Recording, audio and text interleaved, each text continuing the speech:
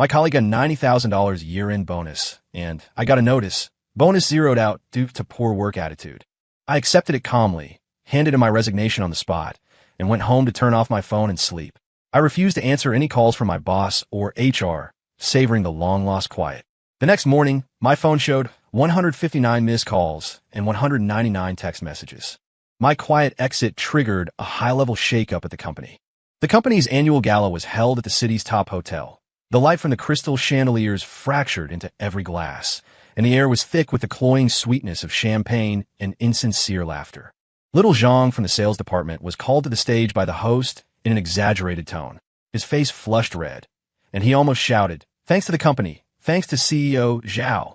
My year-end bonus this year, $90,000. Whoosh, the room exploded. Envious and jealous gazes, like countless searchlights, focused on little Zhang, who was so excited he almost did a backflip right there. I sat in the corner, methodically cutting the steak on my plate. The faint, rhythmic scraping of my knife and fork against the china was jarringly out of place amid the surrounding clamor. My heartbeat didn't flutter by a single beat. It was as if the $90,000 was just a number that had nothing to do with me. Sister Chun, the HR director sitting next to me, nudged me gently with her elbow and whispered, "Ethan, the S Project profit margin is the highest in the entire company. Your bonus will be even bigger than his." I tugged at the corner of my mouth, but said nothing. Sure enough, the host enthusiastically cued the S Project on stage, calling it the company's cash cow for the year. Mr. Zhao, my boss, one of the company's founders, stood up from the main table, his face glowing, and raised his glass in salute. His gaze swept past the fawning faces, landing precisely on me. Then he mouthed the words, "You, come here." I set down my silverware, wiped my mouth with a napkin, and walked toward the main table. The applause was sparse. Everyone assumed the biggest reveal of the night was about to happen. Mr. Zhao didn't have me come on stage. Instead, he pointed toward a room with a sign that read lounge. I pushed the door open, and he followed, closing it behind him, cutting off the clamor outside. The room was quiet. He gestured for me to sit, then took a commanding seat across from me. On the table lay a file, the words S Project Annual Profit Report, on the cover, strikingly prominent. The numbers on it were enough to make any shareholder beam with delight. Mr. Zhao didn't look at that report. He pulled another sheet of paper from a drawer and slowly, smiling, pushed it in front of me. It was a printed notice. The title read, "Decision regarding the issuance of Ethan's year-end bonus." The content was just one line. Year-end bonus zeroed, due to work attitude issues. Beneath the notice was Mr. Zhou's flamboyant signature. He leaned back in a chair, folded his hands over his stomach, and looked at me with the gaze of a victor surveying his spoils. "Ethan, you're a technical genius. I won't deny that," he began. "But you're too much of a maverick. You don't know how to cooperate. The S Project belongs to the company, not to you, Ethan. When I asked you to hand over the core data for backup to another team, you dragged your feet. When I asked you to mentor the new hires, you treated them like air." His voice wasn't loud, but every word carried the condescension of someone looking down and the thrill of a conqueror. Zeroing your bonus this year is a lesson. To make you understand that in this company, ability isn't everything. Attitude is. I looked into his eyes, which were filled with the smugness of, "I've got you cornered." I felt no anger, no urge to argue, not even a flicker of emotion. For the past 2 years, I lived and breathed for this S Project, working over 16 hours a day, building this massive technical barrier line by line of code from scratch. His maverick behavior was just my refusal of several unreasonable demands where he tried to insert his own people to steal the core algorithms. His so-called lack of cooperation was my insistence on professional boundaries, not letting non-experts direct the experts. Now that the project was a success and the profits were massive, he was eager to throw me away now that the millstone had served its purpose. I was silent for a few seconds, then, right in front of him, I took another document already printed out of my briefcase. It was a resignation letter. I placed it gently next to the zeroed bonus notice. "Mr. Zhao, please approve it." The smile on Mr. Zhao's face froze.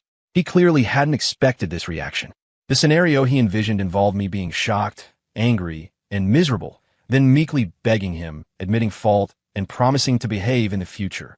After a solid 5-second pause, he snapped back with a cold laugh. "What? Having regrets now? Trying to threaten me with resignation? Ethan, you're too naive. Don't forget, the company runs without anyone. The S Project data is all on the company server.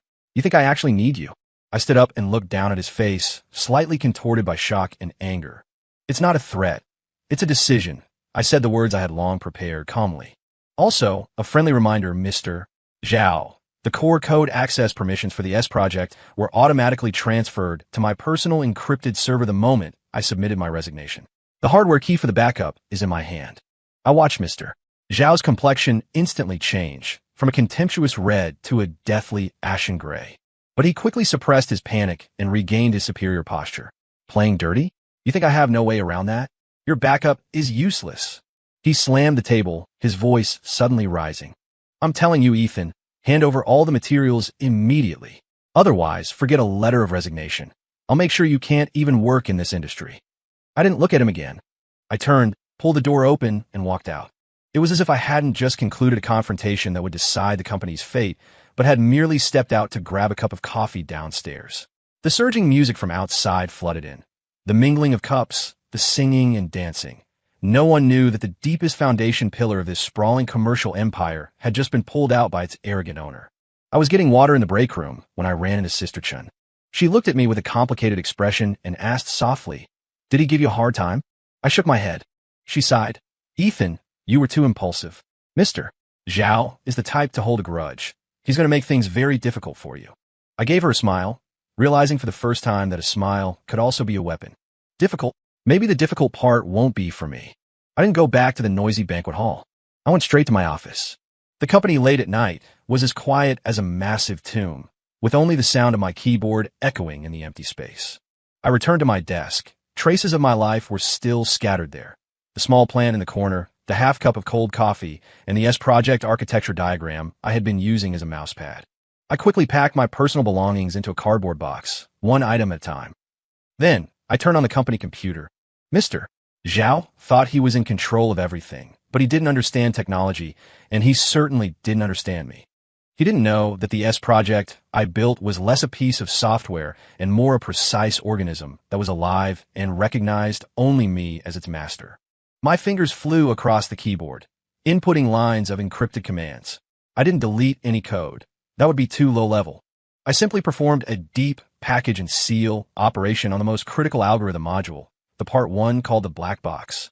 This black box was the heart of the S project, the very reason it generated massive profits. Now, I had placed that heart into a safe only I could open. I also set up a time-triggered lock program. If anyone attempted to crack it by force, the entire system would initiate a self-destructing data corruption sequence. This wasn't a shutdown, it was brain death. Having finished, I sent a specially encrypted core project data handover document to my personal email, setting it to self-destruct after reading in 30 minutes. This document was my get-out-of-jail-free card, and it was the final straw that would crush Mr. Zhao. My phone screen lit up. It was a call from Mr. Zhao. I watched the name flash, and I didn't answer. A few seconds later, he sent a text. "Ethan, come back now, and we can still talk." I hung up the call directly and replied, "Resigned. No need to talk." Soon, a call came from HR, urging me to complete the handover procedures. I took the flash drive I had prepared earlier and handed it to the HR representative who rushed over. It contained a project document and code framework that appeared flawless on the surface. To an outsider, this was everything. But to any technician attempting to take over the project, it was a labyrinth from which they would never escape. They could see the magnificent palace, but they would never find the key to its main gate. After the handover, I held the box, taking one last look at the place I had poured 2 years of my life into. Outside the floor-to-ceiling window, the city's neon lights flowed like molten lava, brilliant yet cold. I felt no attachment, only an unprecedented sense of liberation. For 2 years, all my hard work, all my dedication, had been treated by Mr. Zhao as a stepping stone for his advancement and a chip to be casually squeezed. The equity he promised was repeatedly postponed with the excuse that the company was still in its development phase. The team he pledged was constantly disrupted by his relatives he forced onto the staff.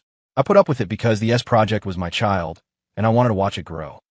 Now, it had grown, and it was time for me to leave this dirty place with it. He had promised me a team, but it was always thrown into chaos by the insiders he placed there. I endured because the S project was my child, and I wanted to watch it grow. Now that it had grown, it was time for me to leave this filthy place. Stepping out of the company building, the cold night air hit my face. I took a deep breath, my lungs filled with the taste of freedom. I took out my phone and held down the power button. The screen flashed one last time, then went completely dark. I tossed it into the deepest part of my backpack, as if discarding a heavy shackle. Back home, I didn't turn on the lights. I went straight to the bathroom and took a scalding hot shower. The steam fogged the mirror, blurring away 2 years of exhaustion and suppression. I threw myself onto the soft king-size bed and, for the first time, fell into a deep sleep without setting an alarm. I slept through heaven and earth. I had no idea that while I was enjoying this long-awaited peace, the company's tech department had already exploded. Mr. Zhao called an emergency meeting with the tech team overnight to verify the materials I handed over. They stared at the complete documentation, attempting to launch the project backend, only to find that no matter what they did, they couldn't access the core database. Some server permissions started exhibiting strange delays. At first, they assumed it was network fluctuation and didn't look deeper. It wasn't until the early morning hours that they discovered in horror that this wasn't a network issue. It was a permissions issue. All core modules of the S project were locked down by an invisible hand. They couldn't even find the entrance. Mr. Zhao's roaring could be heard throughout the entire floor. He called my phone frantically, but the only response was always, "The user you have dialed is currently unavailable." HR, my colleagues, and even some executives received Mr. Zhao's death order. Contact Ethan. But in my world, there was only silence. Sunlight streamed through the gap in the curtains, a little harsh. I stretched, feeling every cell in my body energized. Inside, there was an unprecedented calm. I lazily climbed out of bed, pulled open the curtains, and sunlight instantly flooded the entire room. I brewed a cup of coffee in the kitchen and slowly finished breakfast before remembering the phone I had abandoned in my backpack. I found it, plugged it in, and turned it on. The moment the screen lit up, the world launched a fierce assault on me. The phone vibrated and rang madly, notifications flooding in like a burst dam. The notification bar at the top of the screen showed 2 shocking red numbers, 159 missed calls, 199 text messages. I looked at it all with calm eyes, as if viewing someone else's phone.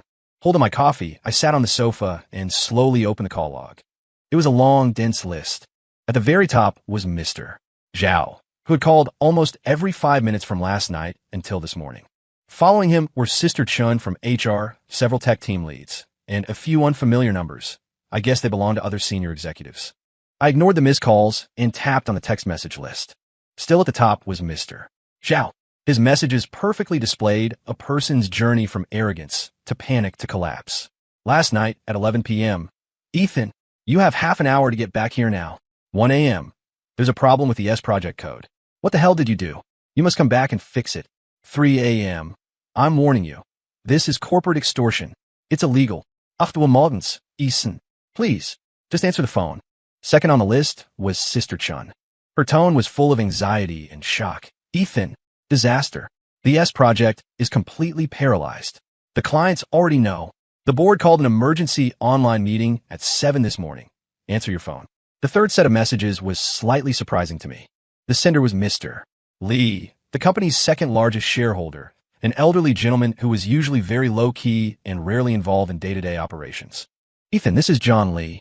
I know you've been wronged, but the company and we old guys all recognize your value. Let's talk. Don't do anything rash. Rash thing. I murmured the 2 words, finding them amusing. I was only taking back what I was owed, and perhaps giving those who trampled on my dignity an unforgettable lesson. How could that be called rash? I continued scrolling down and saw a voice message from Mr. Zhao. I tapped on one. The voice coming from the phone completely lacked the arrogance and bluster from last night. It was a tremble mixed with extreme panic, fatigue, and anger, with even a barely perceptible plea. Ethan, where are you? Please, can you just answer the phone? The S project is down. The biggest client company is having a meltdown.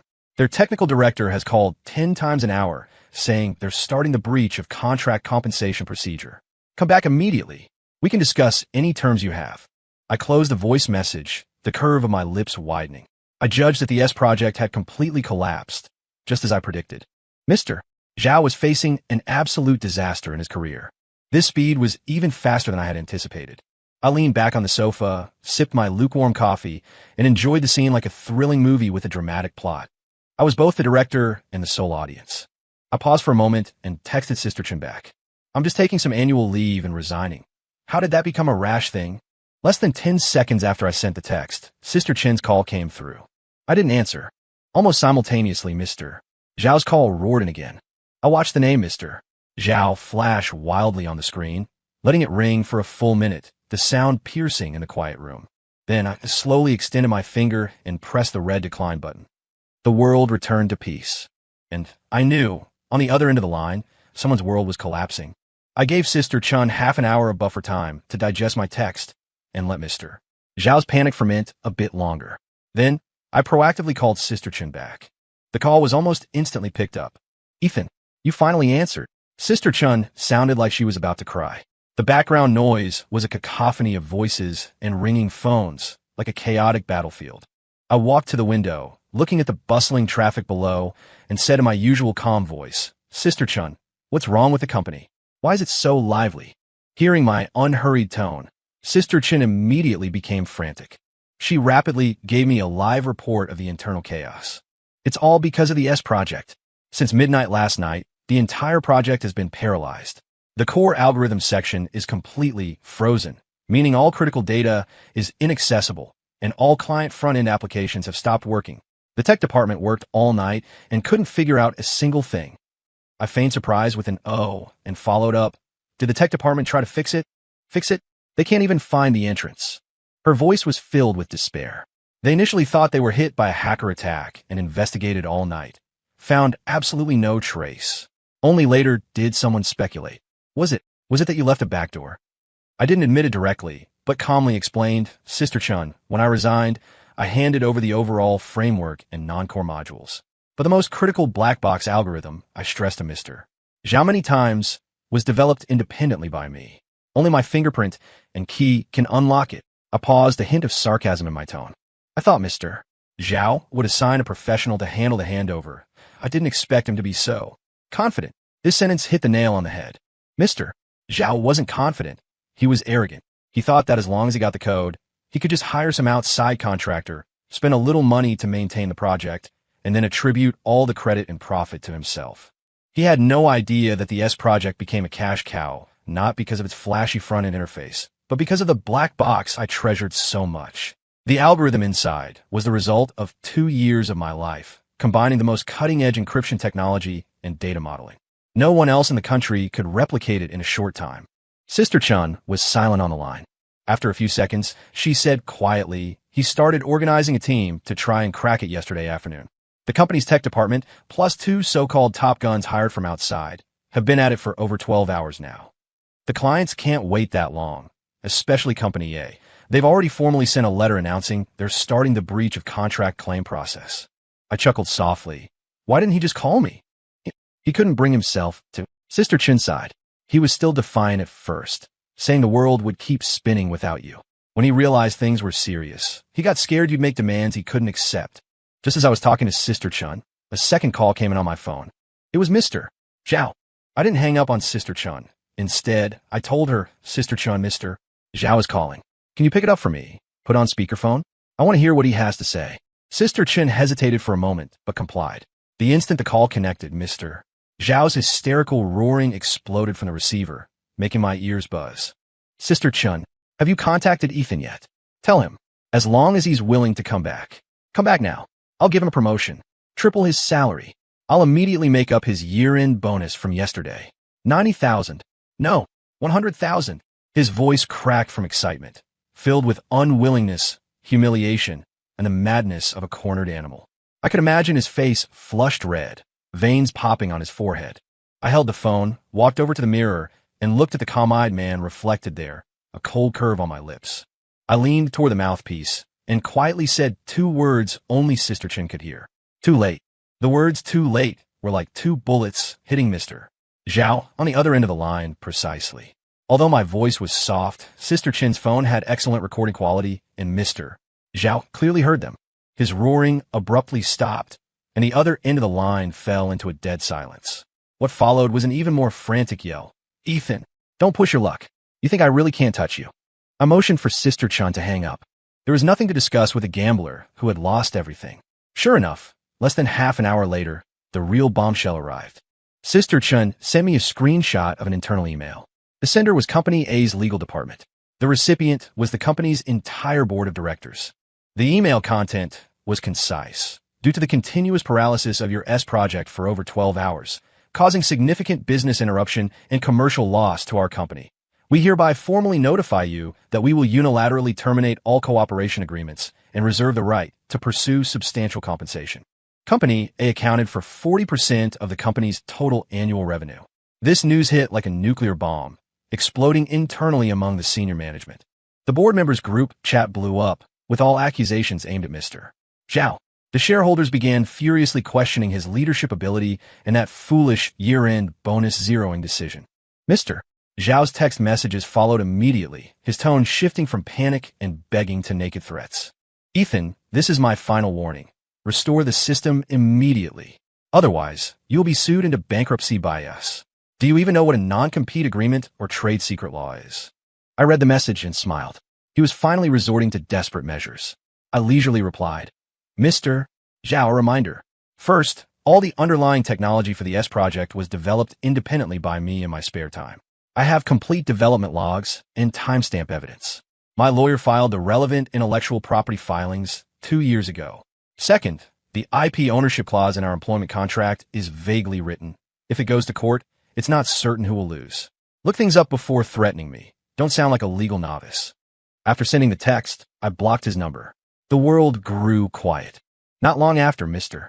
Lee's text message arrived again. This time, his wording was more earnest than in the morning, even carrying a hint of pleading. Ethan, we have temporarily suspended Mr. Zhao. The board wants to invite you to step in. We are prepared to offer our utmost sincerity. Are you free tonight? Come over for tea at my place, and we'll have a good talk. I guarantee we will give you a satisfactory resolution and secure all your rights. At the end of the message, he subtly implied that if I cooperated, they could completely undermine Mr. Zhao's position in the company. As I was considering how to reply, my peripheral vision caught sight of something outside the window. A familiar black Audi A8 was racing toward my building, stopping with a screech. The door opened, and Mr. Zhao scrambled out. His hair was a mess, his suit jacket wrinkled, and his tie askew. Gone was his former swagger. He looked like a gambler who had lost everything. My phone immediately started ringing. It was one of his other numbers. I didn't answer. He stood by the car, looking up, staring intently at my building, trying to find my window. The phone kept ringing tirelessly. I walked to the window, looked down through the glass at the anxious, angry, yet helpless man below. He paced near the car like a caged beast, occasionally picking up his phone only to put it down heavily. The sunlight hit him, making him look utterly pathetic. I calmly pressed the decline button. Then, I sent him one last text. Mr. Zhao, my apartment is too small to accommodate a dignitary like yourself. A few seconds later, frantic shouting came from downstairs. Ethan, get down here. Ethan, you ungrateful wretch. This company fed you for years. He started throwing a tantrum downstairs, trying to force me out using the most primitive, brutal method.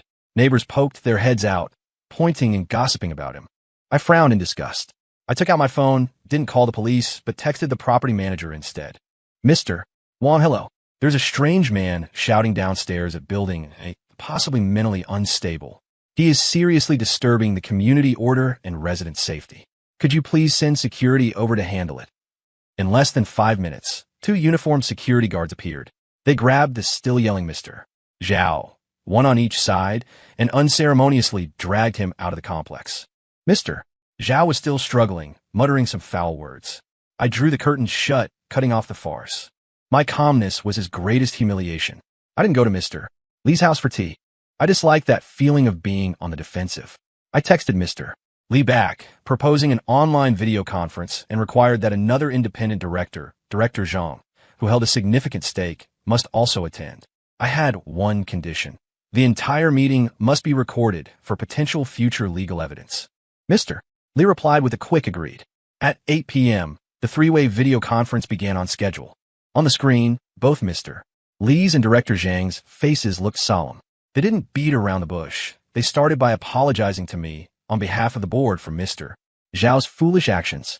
Ethan, we admit the company handled this matter very improperly, severely damaging the reputation of a core contributor like yourself. The board has reached a preliminary consensus. Mr. Zhao must pay the price for his decision-making errors. We promise to fight for all the compensation you deserve, We can renegotiate your position and benefits. I didn't immediately respond to their overtures. I spent 10 minutes using the simplest, most direct language to explain to these two non-technical gentlemen exactly what the S Project's black box was. Mr. Lee, Director Zhang, the S Project is not a simple pile of code. Its core is a closed architecture built upon my own unique dynamic encryption algorithm. This architecture does not rely on any static data on the company's servers. It requires real-time authorization via a specific hardware key. I shook the USB-sized black hardware device in my hand. Without it, anyone who gets the code has just a pile of scrap paper. Mr. Lee and Director Zhang exchanged a look. Their expressions grew even more serious. Mr. Lee sighed. Ethan, we believe in your professional ability, but we don't understand.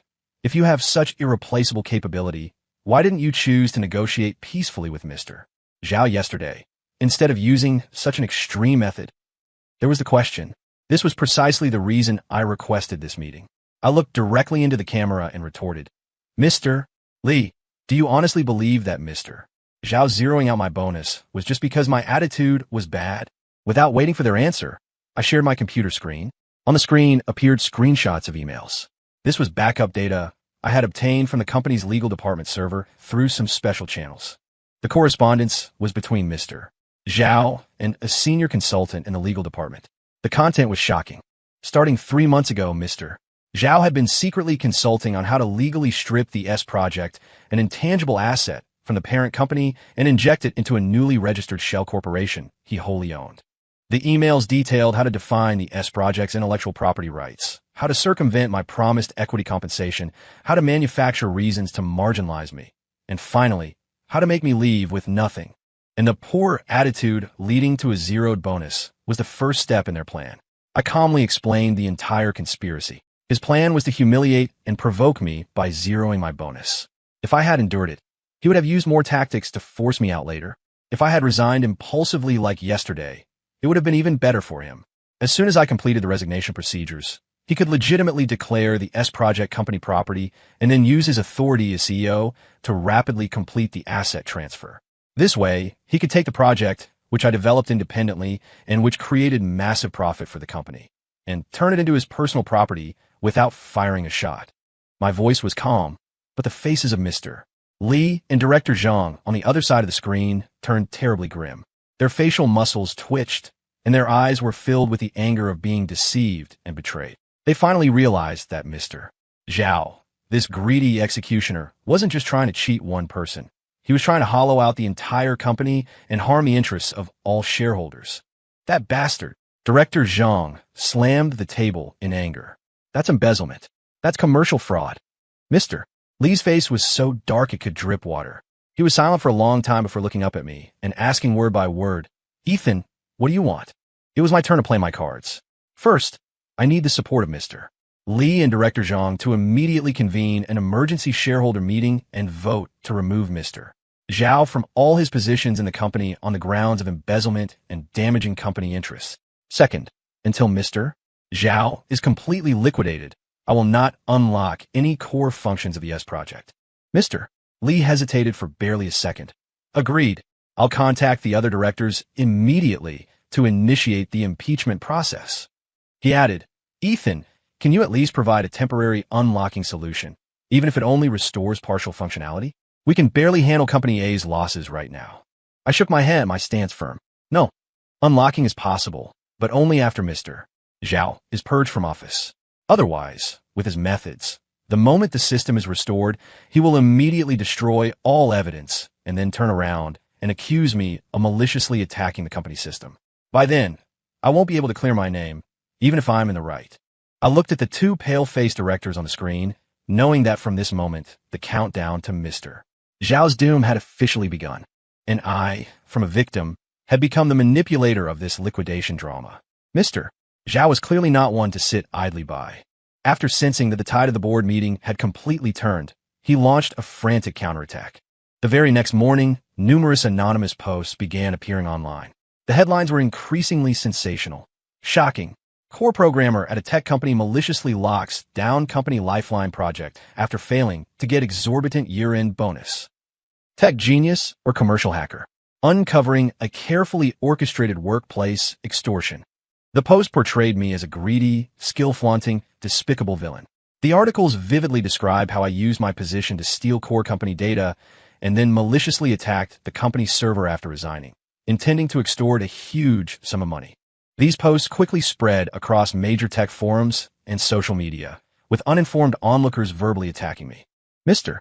Zhao's PR team made its move, trying to preemptively brand me as a leaker and a hacker in the media, shifting all blame for the company's losses onto my malicious revenge.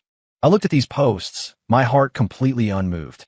I immediately contacted my lawyer, sending over the backup of Mr. Zhao's correspondence with the legal department, as well as the recording of my meeting with Mr. Li and Director Zhang. At the same time, I instructed my lawyer to prepare to hold a small, online press conference in my name, inviting a few influential tech media outlets. My number was blocked by Mr. Zhao, so he sent me a final ultimatum via an unfamiliar number. The text message was filled with enraged threats. Ethan, the resources I command are beyond your imagination. I advise you to back off now, or I will not only ruin your reputation, but also make sure you suffer the consequences. I screenshotted this text and forwarded it directly to Mr. Li. This was Mr. Zhao threatening a key witness who could bring him down. The severity of the act was appalling. Soon, Sister Chen sent me new intelligence. Mr. Zhao was making a final stand internally. He was using double salary and huge bonuses to lure the members of my old S Project team to sign a false technical statement proving that the S Project was the result of collective team development and that I, Ethan, was just one member, not irreplaceable. This was his final attempt to legally strip me of my status as the S Project's primary architect. My former core team member, Little Lu, sent me a screenshot of a WeChat conversation. In the screenshot, Mr. Zhao's secretary was trying to coerce him into being the first to sign that false document. I looked at the screenshot and sent Little Lu one sentence back. Don't sign. Keep the screenshot. If they're willing to come with me, once this is over, we can start our own firm together. What I offer will only be more than what he promised. Little Lu replied almost instantly. Sister Ethan, we're all with you. These people are despicable. I smiled. Mr. Zhao thought money could buy everything, but he forgot that loyalty cannot be bought. I organized all the defamatory posts against me, Mr. Zhao's threatening texts, and a screenshot from Little Lu into a single document and emailed it to Mr. Li. I wrote in the email, Mr. Zhao has gone mad. He is destroying evidence, manufacturing perjury, and threatening witnesses. I demand the board speed up the impeachment process immediately. Otherwise, I can't guarantee how long the S Project system can last. This email was the straw that broke the camel's back. That afternoon, Mr. Zhao's legal team sent me a strongly worded letter from their lawyers. In the letter, they righteously accused me of illegal intrusion into a computer system and theft of trade secrets, demanding that I unconditionally hand over the S Project's core code and hardware key immediately, or they would report me to the police and pursue criminal charges. My lawyer responded to the letter within half an hour of receiving it. A countersuit letter was sent directly to the company board and Mr. Zhao's personal email. In the letter, my lawyer not only completely refuted the opposing accusations, but, in turn, accused Mr. Zhao of embezzlement, instigating perjury, and attempting to steal my personally owned intellectual property. At the end of the letter, excerpts from Mr. Zhao's key correspondence with the legal department were attached as evidence. The situation reversed instantly. Mr. Zhao's position within the company was already precarious. His media attacks and legal threats had all failed. He was now like a cornered beast, pinning all his hopes on finding a savior who could crack my black box. But he didn't know that person simply did not exist in this world. Just as Mr. Zhao was racking his brain, searching everywhere for a technical master, an unexpected person contacted me. It was Gu Feng, the CEO of M Corp, another industry giant in the country. He was an old acquaintance from a tech summit I attended years ago. He sent me a text message. The content was brief, but very interesting. Ethan, the play you've been directing recently has a great script. Free to chat about the future.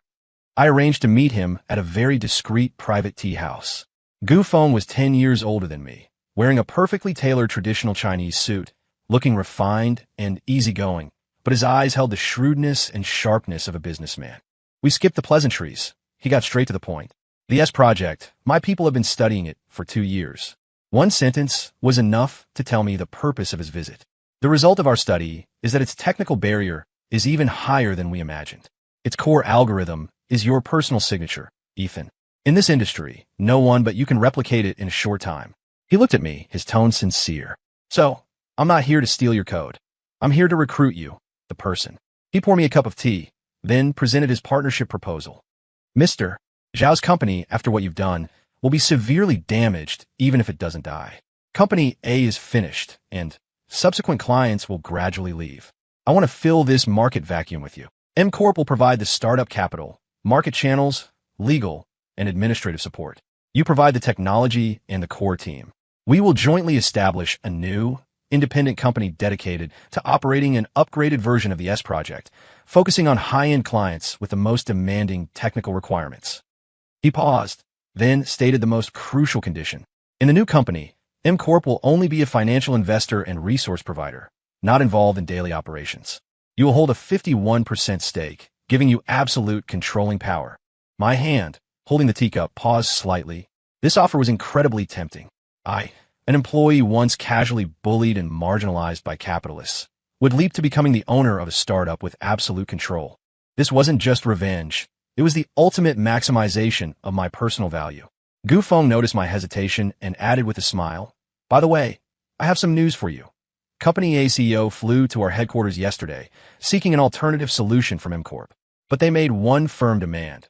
The technical lead must be you, Ethan." I finally understood. Gu Feng wasn't just making empty promises. He had brought Company A's massive contract with him. I pondered for a moment, then looked up at him. "Mr. Gu, the partnership is possible. But I have one condition. Tell me, before my new company is officially established and signs a contract with Company A, M Corp cannot intervene in the current S project mess in any way. I need to ensure my former employer, especially Mr. Zhao, pays a sufficiently painful price for their actions." What I wanted was not just a victory, but a thorough liquidation. Gu Feng laughed heartily at my words. "Ethan, I admire your character. No problem. I promise to only be an audience member in this play. I certainly won't get on stage to steal the spotlight." He understood my goal and believed my counterattack was entirely justified. We reached a secret cooperation agreement on the spot. Gu Feng's legal team was extremely efficient. That same night, the new company's incorporation documents and the draft equity agreement were sent to my email. I already had a name in mind for the company, Visionary Tech. My vision versus Mr. Zhao's short-sightedness would be the classic cautionary tale in this industry for the next few years. Armed with Gu Feng's mandate, I began the final step of the plan, recalling my team. I contacted the 3 original core technical members of the S project one by one, including Little Lu, who had sent me the screenshot first.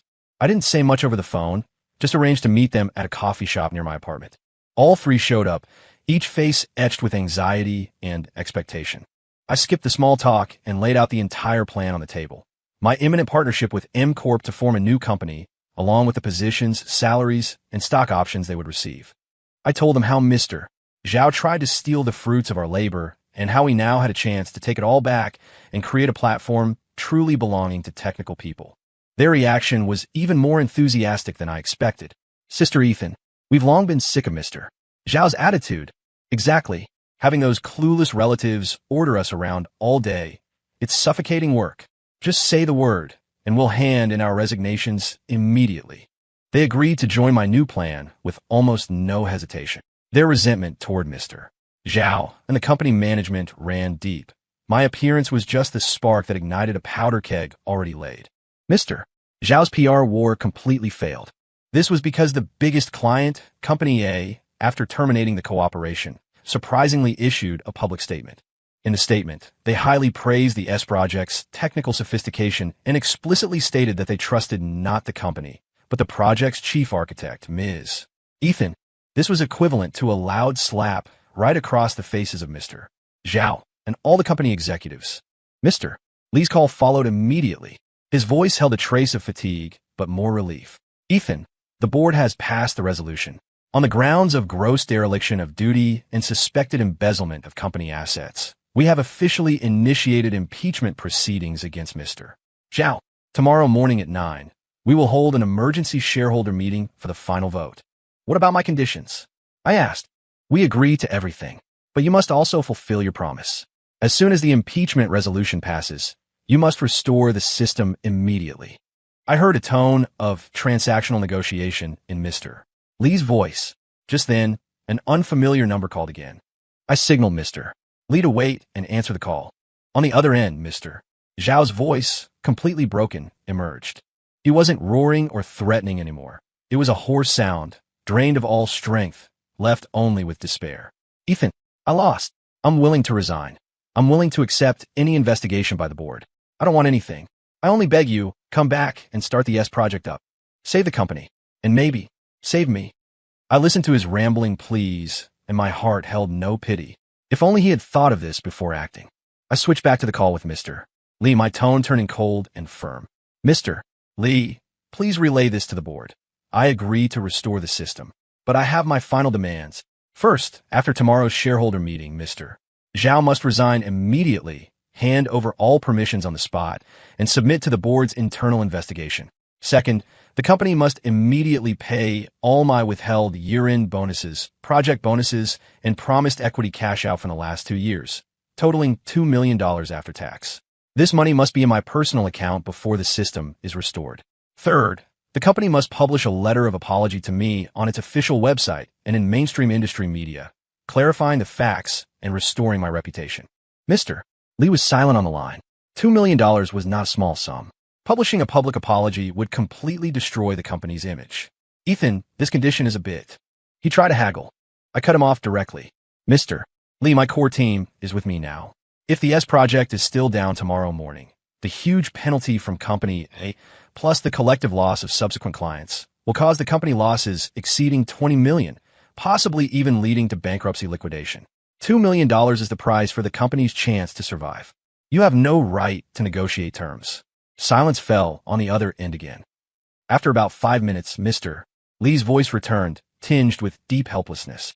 Fine, I agree, but you must guarantee that you will unlock the system immediately after receiving the money. I gave a cold laugh. Of course. Tomorrow morning, after I see the board's impeachment resolution, the official apology letter, and the text message confirming the deposit into my bank account, I will consider unlocking it. Hanging up, I let out a long sigh of relief. A sense of ultimate release enveloped me. Everything was proceeding seamlessly, following the script I had written toward its final outcome. I didn't go to the shareholder meeting in person. I had no interest in a trial whose verdict was already predetermined. I chose to observe remotely via video link. The meeting started exactly at 9 a.m. Through my laptop screen, I could feel the atmosphere in the hall, so heavy it was almost suffocating. Mr. Zhao sat in the defendant's seat, his face like dead ash, but he was still making a final struggle. He argued hoarsely, claiming he was framed, pushing all the blame onto my malicious revenge and technical extortion. He was like a jumping clown, performing his final act of madness. Mr. Lee didn't waste time on him. He immediately had his secretary project the evidence I provided, the emails showing Mr. Zhao's attempt to embezzle the S project's intellectual property onto the large screen in the main hall. Ironclad proof. Next, Mr. Lee publicly read out Company A's sternly worded termination of cooperation email and their public statement expressing high confidence in me, Ethan. Mr.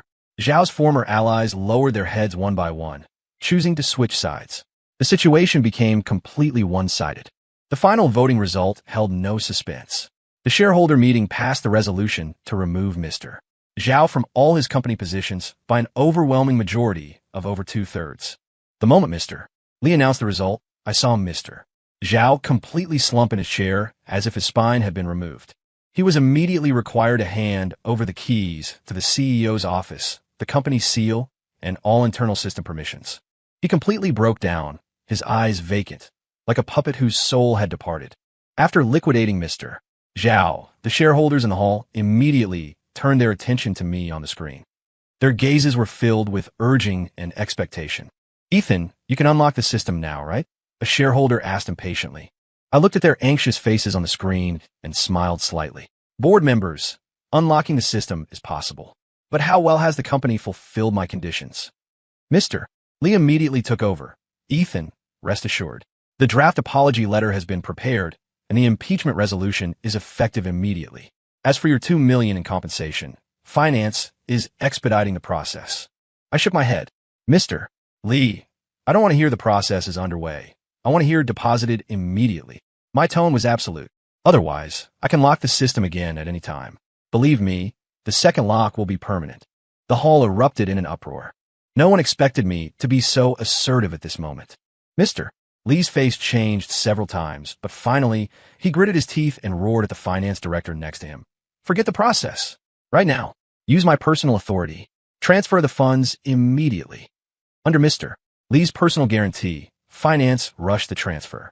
5 minutes later, my phone received a text message from a bank. Your savings account ending in XXXX completed a deposit transaction on XX/XX at XX amount. $2,000,000,000. Current balance.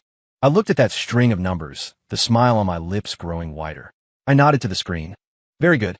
A pleasure doing business with you. I typed a string of commands into my computer.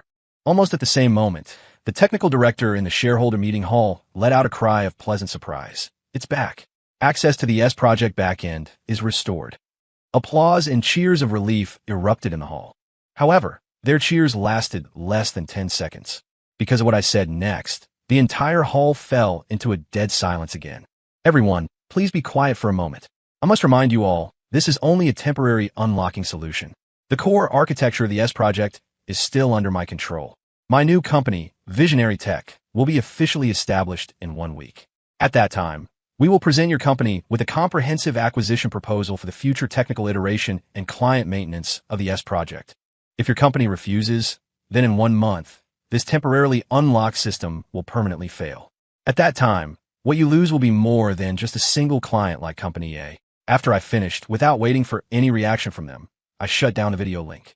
The moment the screen went black, I could almost hear the sound of those shareholders gasping for air on the other end. I wasn't a savior. I was only here to take back what was mine and perhaps tear off another piece of flesh from them. The next day, a letter of apology, worded sincerely, was posted on the homepage of the company's official website. In the letter, they highly praised my outstanding contribution and core role in the development of the S Project and expressed their deepest apologies for the damage to my reputation and the financial losses caused by previous internal management errors. Although the letter did not name names, the subtext clearly pointed to Mr. Zhao's flawed decisions. This letter provided the perfect period mark to all the slanders I had suffered. My lawyer informed me that after being impeached, Mr. Zhao was still unwilling to give up. He used his last connections and funds to secretly contact a new technical team, attempting to violently crack my code and regain control after I unlocked the system. But he failed. He had no idea that I had left a double layer of security. What I temporarily unlocked was only the system's front-end application layer. The most crucial black box algorithm was still firmly under my control, protected by a higher level of anti-intrusion defenses. Any unauthorized access would trigger the system's final self-destruct sequence. After confirming Mr. Zhao's foolish actions, my legal team, under the name of the newly established Visionary Tech, formally filed a lawsuit against my former employer and Mr. Zhao personally. The goal of the lawsuit was clear: to completely clarify the ownership of the S Project's technology from its inception to the present. The chain of evidence we held was complete and strong. We were certain to win this case. 1 week later, M Corp officially announced on its channels, Visionary Tech, a rising new tech company, has entered into a deep strategic partnership with us. The founder and CEO of Visionary Tech is none other than me, Ethan. The news sent shockwaves through the industry. Almost simultaneously, Company A also issued a statement announcing that they had signed a brand new technical service agreement with Visionary Tech. The contract fee was 30% higher than the original contract signed with my former employer. With Little Lou and the other 3 core members, I officially began the comprehensive upgrade and permanent repair of the S Project in the brand new office space Gufeng had prepared for us. We no longer had to worry about anyone's interference. We had the best equipment, the freest environment, and the most substantial rewards. This was the working environment that technical professionals deserved. Sister Chun later sent me a text message. She said Mr. Zhao was not only completely stripped of all his shares by the company, but was also formally handed over to the Economic Investigation Department by the board for suspected embezzlement and commercial fraud. All his properties and savings were frozen, and prison awaited him. His wife also filed for divorce because she couldn't bear the contrast between heaven and hell. He lost everything overnight. After reading the message, I calmly deleted all of Mr. Zhao's contact information. I didn't want to waste another second focusing on the fate of a loser. Mr. Li and Director Zhang contacted me several times, offering astronomical annual salaries and the position of executive vice president, trying to persuade me to return to the original company. I politely declined every offer. Mr. Li, thank you for your kindness, but I've already obtained what I wanted most. And what is that? Freedom and the power to control my own destiny. Visionary Tech rapidly rose in the industry, becoming a dazzling new star. Mr. Zhao and his old company were completely relegated to a cautionary tale in the industry. 1 year later, I stood before the massive floor-to-ceiling window in the top-floor office of Visionary Tech. Outside, the city's night view was spectacular. The lights of 1,000 homes looked like stars fallen to earth. The company had expanded tenfold from a year ago, and the upgraded version of the S Project now dominated half the high-end domestic market. I gave an exclusive interview to a top national tech media outlet. The beautiful female reporter sat across from me, her questions sharp and direct. CEO Ethan, the widely publicized quiet resignation event a year ago has become a legend in the hearts of many professionals. Many people are curious. When you were notified that your year-end bonus was zeroed out, how were you able to remain so calm? I picked up the coffee on the desk and looked out at the night view, smiling faintly. Because anger and argument are the last weapons of the weak. But when you hold the actual core technology and enough chips to flip the table, all the insults and injustices you hear are just a fanfare signaling the charge for a counterattack. My calmness isn't because I didn't care. It's because at that moment, I already knew clearly who the real loser was. The reporter was clearly satisfied with the answer, and she continued to press. Then, in your opinion, what is the best year-end bonus for a striver? I thought for a moment and answered her earnestly. Respect. It is a heartfelt respect from an enterprise for its talent, respect for knowledge and professional value. That is more important than any number. After the interview was published, the quote, "Respect is the best year-end bonus," quickly became a trending hot topic online. My phone received a congratulatory text message from Sister Chun. She had resigned from that dying old company 6 months ago. Now, she was the human resources director at Visionary Tech.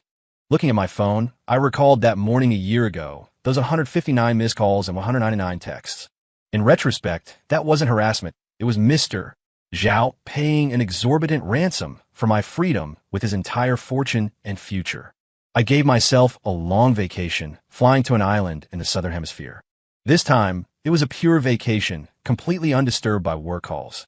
I lay on the beach, watching the waves repeatedly wash over the sand, erasing every trace. I suddenly realized that true peace wasn't about hiding from the world's clamor. It was the composure and calmness that came from within after you acquired the ability to control that clamor.